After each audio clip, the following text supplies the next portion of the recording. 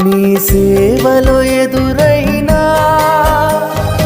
ఎన్నో సమస్యలలో నా బలమును చూచుకుని నిరాశ చెందితిని.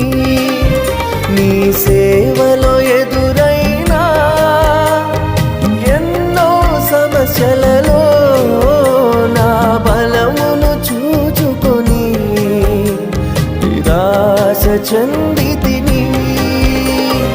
భారమైన ఈ సేవను ఇక చేయలేనని అనుకొనగా, భారమైన ఈ సేవను ఇక చేయలేనని అనుకొనగా, ప్రధాన యాజకుడా యేసు నీ అనుభవాలతో బలపరచితివి.